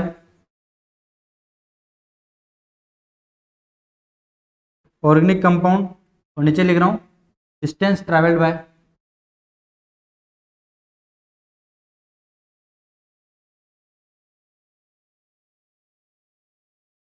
solvent या एलिवेंट सॉल्वेंट। ठीक है, तो सॉल्वेंट की तरह अभी इसका जो रेशियो निकल के आएगा, देखो सॉल्वेंट हमेशा ज्यादा जाएगा। ठीक है, और जो अपने पास ऑर्गेनिक कंपाउंड होगा तो उसके नीचे आएगा ऑर्गेनिक कंपाउंड, ये इसके नीचे रहेगा। अब इसका जो रेशियो निकल के आएगा वो RF वैल्यू हमेशा लेस देन 1 आएगी। RF वैल्यू जो आएगी ना वो कितनी आएगी, लेस देन 1, ये हमेशा आएगी। अब जिसके लिए RF वैल्यू लेस देन 1 तो है, बट कंपेरेटिवली इनमें से सबसे ज्यादा जिसके लिए भी होगी उसकी पोलरिटी अगर बात करें तो वो सबसे कम पोलर कंपाउंड होगा, उसका जो एडजॉर्प्शन होगा वो सबसे कम, जो सबसे ज्यादा एडजॉर्ब होगा वो यहाँ बॉटम में रह जाएगा, और जिसकी पोलरिटी सबसे ज्यादा होगी वो नीचे की तरफ ही रहेगा, और जो सबसे कम पोलर होगा मतलब नॉन पोलर की तरह होगा वो सबसे कम एडजॉर्ब होने वाला वो ऊपर की तरफ मूवमेंट करेगा। कॉलम क्रोमेटोग्राफी में उल्टा हो रहा था, कॉलम क्रोमेटोग्राफी में जो एडजॉर्ब होने वाला था वो सबसे ऊपर रह रहा था क्योंकि हम ऊपर से डाल रहे थे, पोलर था वो ऊपर ही रह रहा था। जबकि यहाँ पे जो पोलर कंपाउंड है या एडजॉर्ब्ड होने वाला जो कंपाउंड है वो सबसे नीचे की तरफ है, और जो सबसे कम एडजॉर्ब होने वाला वो सबसे ऊपर कैपिलरी रिएक्शन के थ्रू ऊपर की ओर मूवमेंट कर रहा है। ठीक है, तो इसके बेसिस पे हम क्या RF वैल्यू निकालते हैं, RF वैल्यू के बेसिस पे हम कंपाउंड को प्रिडिक्ट कर लेते हैं, उसका एनालिसिस कर लेते हैं। ठीक है, और सेपरेशन कर लेते हैं। तो यहाँ पे जो RF वैल्यू है उसके बेसिस पे हम तो ये पता लगा लेते हैं कि भाई कंपाउंड के जो है ना मतलब एडजॉर्प्शन वैल्यू क्या क्या होगी। तो मतलब इसका क्या रिलेशन अगर बात करूँ तो यहाँ पे RF वैल्यू का अगर सीधा रिलेशन देखा जाए तो 1 एडजॉर्प्शन बोल सकते हैं, कि जिसका एडजॉर्प्शन सबसे ज्यादा होगा उसकी RF वैल्यू उतनी ही कम आएगी। जिसकी RF वैल्यू ज्यादा आएगी, एक से ज्यादा तो आ नहीं सकती, बट जिसकी भी ज्यादा होगी वो सबसे कम एडजॉर्ब होने वाला या नॉन पोलर टाइप का कंपाउंड होगा। अगर बात करें तो नॉन पोलरिटी बढ़ानी है तो RF वैल्यू का क्या करना पड़ेगा भाई, यहाँ पे अगर बात करें RF वैल्यू अगर बात करें तो ये पोलरिटी के रिगार्डिंग बात कर सकते हैं। RF वैल्यू बढ़ेगी तो पोलरिटी क्या होगी, कम होगी। ठीक है, पोलरिटी बढ़ेगी तो RF वैल्यू कम होगी। यहाँ से क्लियर हो गया होगा, मतलब ऊपर की तरफ जाओगे तो नॉन पोलर कंपाउंड, मतलब ये एक रिलेशन आ जाता है कि कंपाउंड के अंदर पोलरिटी कितनी होगी। ठीक है, या एडजॉर्प्शन होने की टेंडेंसी क्या होगी, इसके बेसिस पे दिखा सकते हैं। तो देखो सबसे पहले क्या किया है, ग्लास स्लाइड ली, उसको अपने क्या किया है, उस ग्लास स्लाइड के ऊपर सिलिका जेल या एल्यूमिना जेल उसको पूरा स्प्रेड आउट कर दिया। फिर अपने एक बेस लाइन ड्रॉ की, उस बेस लाइन पे हमने क्या किया, ऑर्गेनिक कंपाउंड जिसको हमको सेपरेट करना है उसका एक स्पॉट लगाया। उस स्पॉट को फिर हमने क्या किया, एक बीकर के अंदर वर्टिकली उस प्लेट को क्या किया अपन ने रखा है, और उसको सॉल्वेंट के अंदर रखा। सॉल्वेंट के अंदर पूरी तरह से नहीं डुबाया, ये जो बेस लाइन बनाई ये उस जो भी हमारे पास जो TLC प्लेट है उस पर हमने जहाँ पे स्पॉट लगाया वो कम से कम 2 सेंटीमीटर ऊपर वाला लगाया। और उसके बाद ये जो अपने पास TLC प्लेट तैयार की, जो उसके पास सॉलिड जो सरफेस है एल्यूमिना की या सिलिका की, वो उसकी जो थिकनेस है वो 0.2 mm है। मतलब इसकी जो थिकनेस बना रखी है यहाँ पे अपन ने अगर बात करें,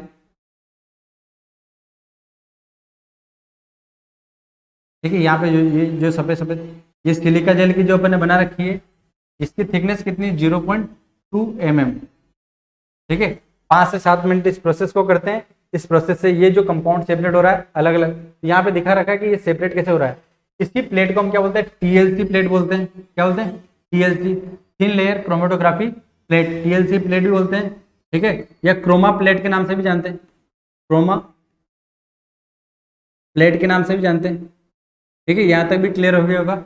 अब एक बात करें, ये जो कलर अपने पास जो डेटा आ रहे हैं भाई, एक कलर का यहाँ से आ गया, एक कलर यहाँ से यहाँ आ गया, और एक कलर ये वाला यहाँ से आया। ठीक है, ये जो अपने पास मिल के आया इसको बोलते हैं क्रोमेटोग्राम। क्या बोलते हैं इसको, क्रोमेटोग्राम बोलते हैं।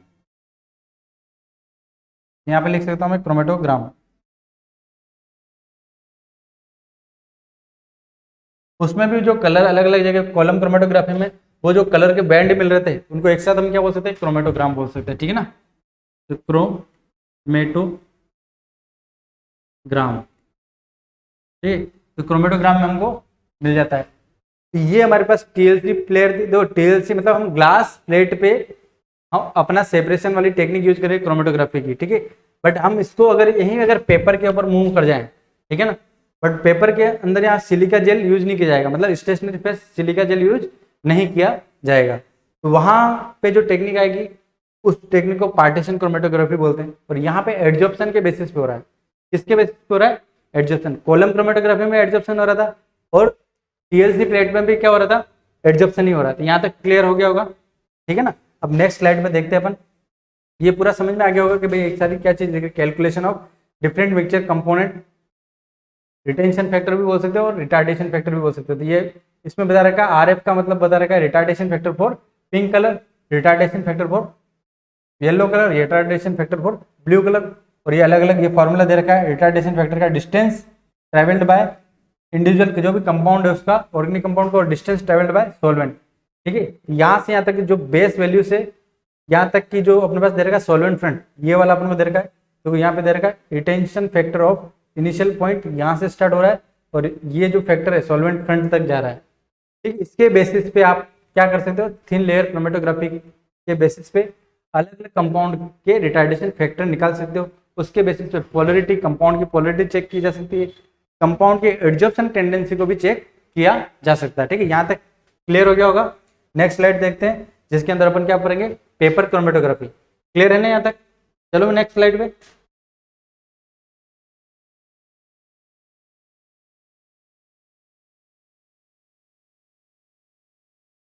तो यहाँ पे पेपर क्रोमेटोग्राफी के अंदर देखते हैं। पेपर क्रोमेटोग्राफी के अंदर अगर बात करें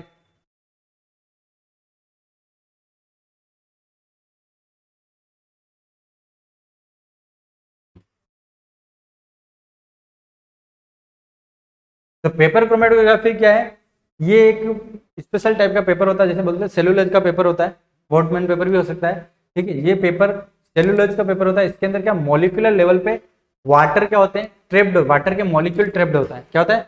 वाटर के मॉलिक्यूल, जो ट्रेप्ड वाटर के मॉलिक्यूल है वो स्टेशनरी फेज का काम करते हैं। तो लिक्विड हो गया वाटर का मॉलिक्यूल, इसलिए इसके अंदर स्टेशनरी फेज लिक्विड यूज की जाती है, ठीक है ना।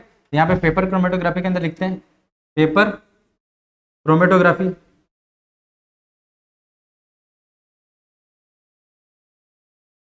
पेपर क्रोमेटोग्राफी के अंदर अगर बात करें तो क्या होता है, स्टेशनरी फेज,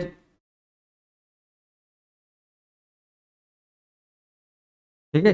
स्टेशनरी फेज जो होती है वो ट्रेप्ड, ठीक है, ट्रेप्ड वाटर होता है, मॉलिक्यूल्स होते हैं, ट्रेप्ड वाटर मॉलिक्यूल्स,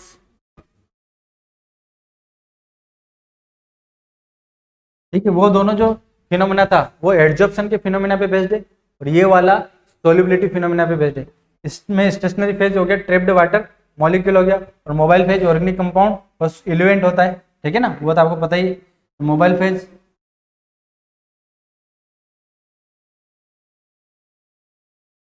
जो मोबाइल फेज है वो क्या होता है, एक तो ऑर्गेनिक कंपाउंड प्लस इसके अंदर एलिमेंट होता है साथ में, ठीक है, ये वाला। इसमें अपन को सिलिका जेल या फिर एल्यूमिना जेल की जरूरत नहीं होती। ये और थोड़ा उससे और आसान हो गया क्योंकि इस प्रोसेस से भाई वहां पे अपन को सिलिका जेल भी यूज करना पड़ता था ग्लास के अंदर। अब तो इसके अंदर कुछ भी नहीं कर रहे हैं, अपन सेलुलोज का या फिल्टर पेपर जो ले रहे हैं उसके अंदर, जिसके अंदर वाटर ट्रेप्ड है स्टेशनरी फेज के अंदर। तो मतलब यहाँ पे जो ये वाटर जो ट्रेप्ड मॉलिक्यूल है लिक्विड फेज के अंदर होते हैं, ठीक है ना। ये वाला यूज करना है और ये भी लिक्विड और ये भी लिक्विड, तो इसमें क्या होगा, ये मोबाइल होगा और ये इसके साथ क्या हो जाएगा, मिक्स हो जाएगा। ये सॉल्युबिलिटी फिनोमेना पे बेस्ड होता है। किस पे बेस्ड होता है? Solubility phenomena.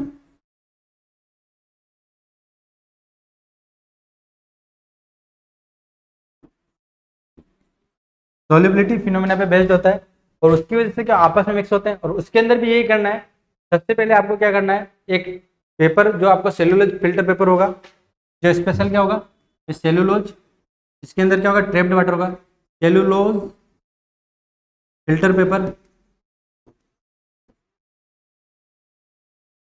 जिसके अंदर क्या होगा, ट्रैप्ड वाटर होगा।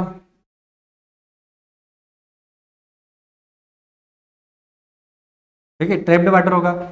ठीक है, इसके ऊपर हम क्या करेंगे, एक बेस लाइन ड्रॉ करेंगे। ठीक है, जहाँ पे जो कर रखी है ये वाली बेस लाइन। ठीक है, बेस लाइन। ठीक है, बेस लाइन ड्रॉ करेंगे। अब जो बेस लाइन जो ड्रॉ कर रखी उस लाइन और यहाँ पे जो बेस लाइन, तो जैसे हम टीएलसी में कर रहे थे सेम टू सेम प्रोसेस वही करना। फिर हम इसको क्या करेंगे, वर्टिकली इसको हम डीप करेंगे सॉल्वेंट के अंदर। बट ये ध्यान रखेंगे ये पूरा इसके अंदर डूब नहीं जाए। ठीक है ना, ये ऊपर रखेंगे जैसे इसके अंदर भी रख रहे थे कि इसके अंदर पूरा इसके अंदर डीप नहीं कर रहे थे। ठीक है, थोड़ा बाहर रखेंगे, वही 2 सेंटीमीटर अबव यहाँ पे जो यहाँ से यहाँ तक की डिस्टेंस है 2 सेंटीमीटर। ठीक है, इतनी डिस्टेंस पे अपने एक बेस लाइन ड्रॉ की।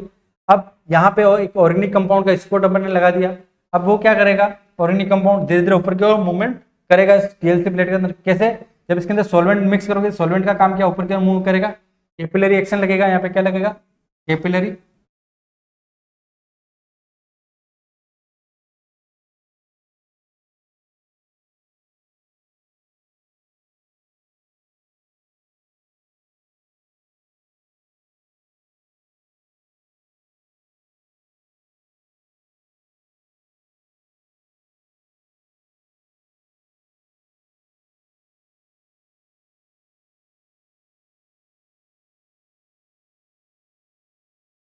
ये तो मैंने क्या बनाया, बेस लाइन।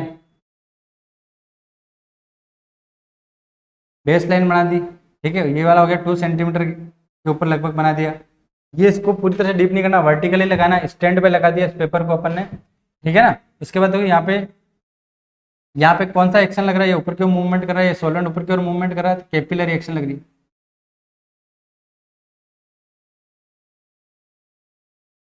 कैपिलरी एक्शन के थ्रू ऊपर मूवमेंट कर रहा है और ये धीरे धीरे ये कंपाउंड जो इसमें भी जो भी ऑर्गेनिक कंपाउंड का सेपरेट हो, जैसे इसमें ब्लू, ठीक है, ब्राउन जो अपने पास हो रहा है, येलो, ठीक है, येलो कलर सेपरेट हो गया, ये रेड कलर जो सेपरेट हो गया, अलग अलग कंपोनेंट अलग अलग एड्जॉर्प्शन टेंडेंसी के अकॉर्डिंग इस पेपर पे क्या होंगे, सेपरेट हो जाएंगे। बट ये इसके साथ मिक्स होते हुए सेपरेट होते हैं, सॉल्युबिलिटी के बेसिस पे सेपरेट होते हैं। और ये सॉल्वेंट सबसे ऊपर मूवमेंट करता है, ये सॉल्वेंट फ्रंट हो गया।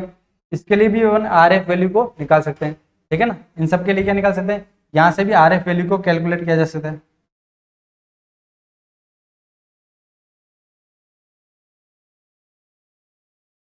यहाँ पे अपन क्या कैलकुलेट कर सकते हैं, आर एफ वैल्यू कैलकुलेट कर सकते हैं कि भाई आर एफ वैल्यू कैसे निकालेंगे, वो डिस्टेंस ट्रेवल्ड बाय, ठीक है, organic compound, distance travelled by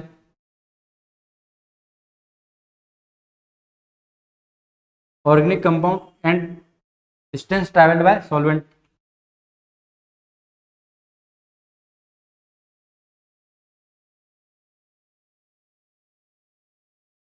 bye solvent या एलिवेंट। ठीक है ना, आर एफ वैल्यू हमेशा क्या होगी, लेस देन 1 होगी। ठीक है ना, हमेशा 1 से छोटी होगी। वही एडजॉर्प्शन वाला फिनोमेना लगा सकते हैं, भाई कौन पोलर होगा और कौन सा नॉन पोलर होगा।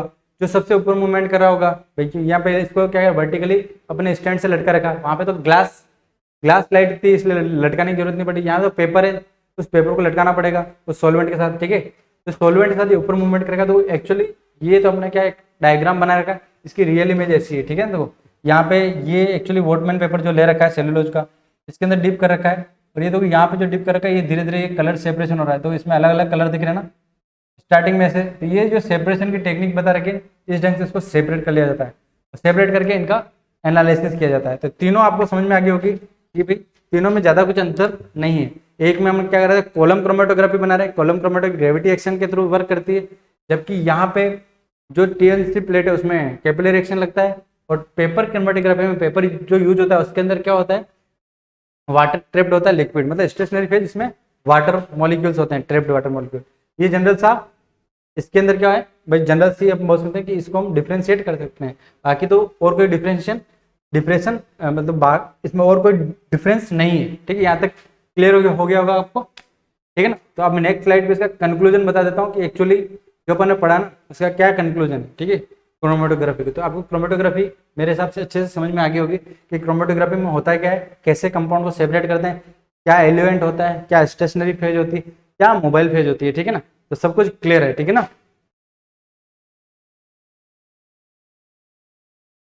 तो यहाँ पे नेक्स्ट स्लाइड पे अपन कंक्लूजन निकाल देते हैं। तो यहाँ पे क्रोमेटोग्राफी लिख रहा हूँ।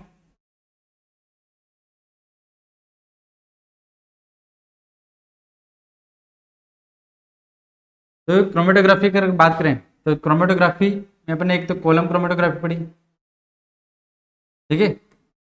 दूसरी पढ़ी अपन ने थिन लेयर, ठीक है। तीसरी अगर बात करें तो पेपर क्रोमेटोग्राफी पढ़ी,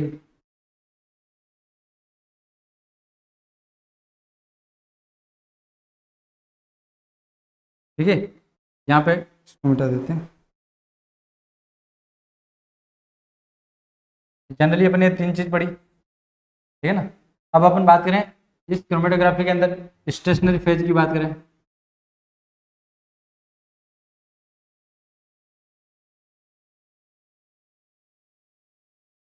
मोबाइल फेज की बात करें,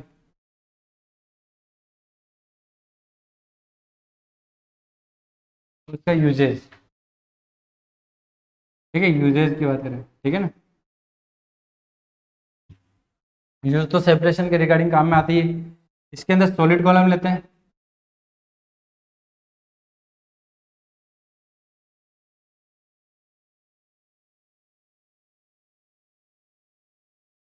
ठीक है, सॉलिड कॉलम काम में लिया जाता है, ठीक है। इसके अंदर टीएलसी प्लेट ली जाती है काम में, टीएलसी सॉलिड प्लेट, ठीक है। प्लेट ग्लास की प्लेट ली जाती है, ठीक है, जिसे क्रोमा प्लेट भी बोलते हैं, क्रोमा प्लेट, ठीक है ना। यहाँ पे जो कलर सेपरेशन के जो बैंड आते हैं उन्हें हम क्रोमेटोग्राफ बोल सकते हैं, तीनों में से किसी कोई सी भी क्रोमेटोग्राफी हो। और इसके अंदर क्या लेते हैं, ट्रैप्ड वाटर लेते हैं, ट्रैप्ड, ठीक है, ट्रैप्ड वाटर मॉलिक्यूल्स,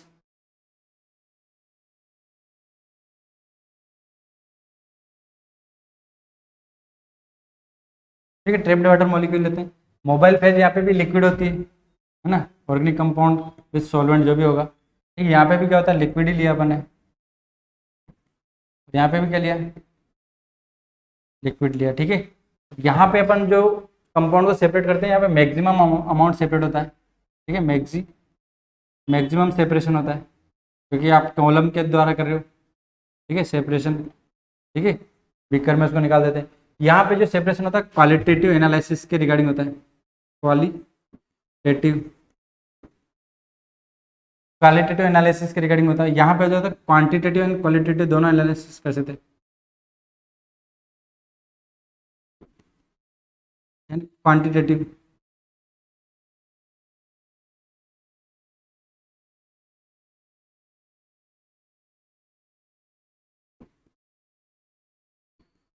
ठीक है, दोनों एनालिसिस किया जा सकता है, ठीक है। ये इसके अंदर बेसिकली किया जाता है। अब देखो ये तो हमने क्या है, जो कलर कंपाउंड तो उसके बारे में बात कर ली। कुछ जो कलर कलर कंपाउंड या कलरलेस कंपाउंड आ जाए, उनको कैसे सेपरेट करना है, कलरलेस कंपाउंड। एक कलरलेस कंपाउंड के रिगार्डिंग अगर बात करें, यदि इसी टाइप से टीएलसी प्लेट बनेगी, इसमें भी क्रोमेटोग्राम बनेगा, ठीक है। सेपरेशन कुछ कलरलेस कंपाउंड होंगे, कुछ कलर वाले कंपाउंड होंगे, जिनको हम सेपरेट कर रहे हैं, पिगमेंट वगैरह उनको। तो जो उनको या तो हम क्या करेंगे, जो अपने पास कलरलेस जो भी अपने पास प्लेट होगी या कॉलम जो भी बना, ठीक है, कंपाउंड, ठीक है, या फिर प्लेट के थ्रू बना है, पेपर के ऊपर जो भी बना है, तो उसको हम क्या करेंगे, या तो अल्ट्रावायलेट रीजन में क्या करेंगे, उसको फ्लोरोसेंस अगर शो कर रहा है तो अल्ट्रावायलेट रीजन में ले जाके उसके बारे में इंफॉर्मेशन कलेक्ट करेंगे, ठीक है भाई, वो किस तरह का कंपाउंड है उसके बारे में इंफॉर्मेशन कलेक्ट हो जाएगी अल्ट्रावायलेट रीजन में ले जाके। या फिर हम क्या कर सकते हैं, अगर वो इंडिकेटर के बेसिस पे उसको सेपरेट किया जाए तो उनको क्या जो कलरलेस कंपाउंड है उसके ऊपर क्या करेंगे, हम आयोडीन क्रिस्टल की क्या करेंगे, उसके ऊपर स्प्रे करेंगे, ठीक है। स्प्रे करने से क्या होगा, उसके ऊपर ब्राउन स्पॉट बन जाएगा, उस ब्राउन स्पॉट के थ्रू उसको हम क्या करेंगे, डिटेक्ट कर लेंगे, ठीक है। या फिर हम क्या करते हैं, एक एमिनो एसिड्स का जो किया जाता है सेपरेशन किया जाता है इसी टेक्निक से, क्रोमेटोग्राफी से, तो एमिनो एसिड्स भी कलरलेस होते हैं, तो उनके लिए हम उसके लिए एक इंडिविजुअली इंडिकेटर होता है जो मतलब इंडिकेटर का काम करता है, उसे बोलते हैं नीनाइट्रिन। एमिनो एसिड के लिए नीनाइट्रिन, ठीक है, ये आपको याद रखना। कलरलेस कंपाउंड के लिए हम या तो अल्ट्रावायलेट रीजन यूज करते हैं, अल्ट्रा वायलेट लाइट यूज कर लेते हैं, ठीक है, उस लाइट का फ्लोरोसेंस के बेसिस पे, या फिर आयोडीन स्प्रे करते हैं, ठीक है, iodine crystal,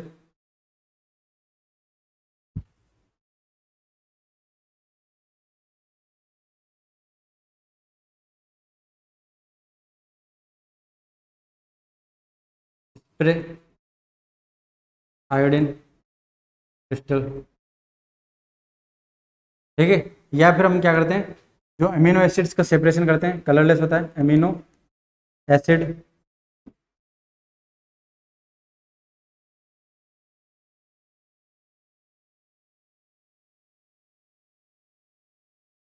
amino acid, amino acid को सेपरेट करने के लिए हम क्या मिलाते हैं इसके अंदर, इंडिकेटर